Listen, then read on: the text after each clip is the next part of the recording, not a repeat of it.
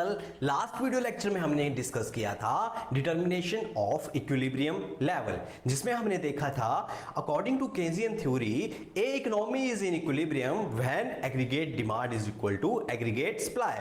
केजियन के अनुसार एक इकोनॉमी उस समय इक्विलिब्रियम में होगी जब उस इकोनॉमी का एग्रीगेट डिमांड एग्रीगेट सप्लाई के बराबर होगा। तो जो हमारी फर्स्ट अप्रोच थी वो थी aggregate demand aggregate supply approach, जो हम ऑलरेडी डिस्कस कर चुके हैं लास्ट वीडियो लेक्चर में। हमें पता है एग्रीगेट डिमांड होता है हमारा कंजप्शन प्लस इन्वेस्टमेंट और एग्रीगेट सप्लाई होता है हमारा कंजप्शन प्लस सेविंग।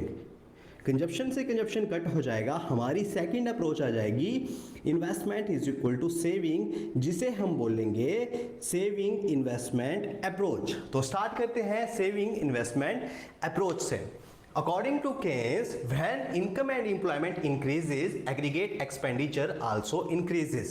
केजियन के अनुसार जब एक इकोनॉमी में इनकम और एम्प्लॉयमेंट इंक्रीज होता है तो उस इकोनॉमी का एग्रीगेट एक्सपेंडिचर, एग्रीगेट जो खर्चा है लोगों का, वो इंक्रीज होता है, जिससे it raises saving and investment level, जिससे उस इकोनॉमी का जो सेविंग और इन्वेस्टमेंट लेवल है वो इंक्रीज होता है। अब ऐसी इकोनॉमी में इक्विलिब्रियम लेवल आएगा जहां पे when plan saving is equal to plan investment, जहां प्लान सेविंग प्लान इन्वेस्टमेंट के बराबर होगी। अब देखते हैं इसका शेड्यूल। इनकम में 100 का गैप और कंजप्शन में 80 का गैप। इनकम 0, 100, 200, 300, 400, 500 और 600। कंजप्शन की बात करें 40, 120, 200, 280, 360, 440 और 520। सेविंग आएगा हमारा जब हम इनकम में से कंजप्शन को माइनस कर देंगे।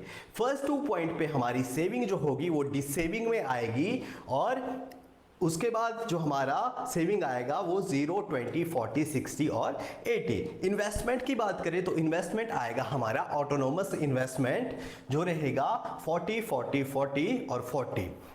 और अगर फाइनल रिजल्ट की बात करें कि किस पॉइंट पे इन्वेस्टमेंट ज़्यादा है सेविंग से, तो जो फर्स्ट 4 पॉइंट हैं यहाँ पे हमारा इन्वेस्टमेंट 40, 40, 40, 40 है, जो सेविंग से ज़्यादा है, क्योंकि इस पॉइंट पे हमारी जो सेविंग है -40, -20, 0 और 20 है। तो यहाँ पे हम लिख सकते हैं कि investment is more than saving, जो इन्वेस्टमेंट है वो सेविंग से ज़्यादा है। अगर 5th पॉइंट की बात करें तो 5th पॉइंट पे हमारा जो सेविंग है वो इन्वेस्टमेंट के बराबर है, तो इस पॉइंट पे हम लिखेंगे investment is equal to saving. और लास्ट 2 पॉइंट देखें अगर हम, तो यहाँ पे हमारी जो सेविंग है 60 और 80 है, मतलब हमारी सेविंग ज़्यादा है इन्वेस्टमेंट से। तो हम यहाँ लिख देंगे investment is less than saving, हमारी सेविंग ज़्यादा है और इन्वेस्टमेंट कम है। अब डायग्राम देखते हैं।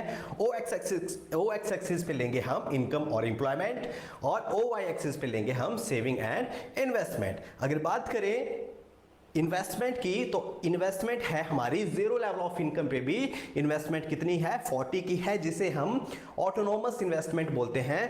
तो 0 लेवल ऑफ इनकम पे भी हमारी जो इन्वेस्टमेंट है वो कितनी है, इस पॉइंट पे इन्वेस्टमेंट है 40। तो ये रहेगी हमारी 0, 100, 200, 300, 400, 500, 600 पे कांस्टेंट। तो ये आएगी हमारी पैरेलल टू एक्स एक्सिस, जो हमारी इन्वेस्टमेंट आएगी ये आएगी पैरेलल टू एक्स एक्सिस। और सेविंग की बात करें तो सेविंग हमारी स्टार्टिंग के 2 पॉइंट्स पे क्या है, इसको बोलेंगे हम डिसेविंग, इस पॉइंट को बोलेंगे हम डिसेविंग। तो यहां से हमारी सेविंग स्टार्ट होगी -40 से और उसके बाद -20 और उसके बाद जहां पे ये इन्वेस्टमेंट को कट करेगी वो पॉइंट आएगा हमारा पॉइंट ऑफ इक्विलिब्रियम, और यहां पे इस पॉइंट को हम नाम देंगे y।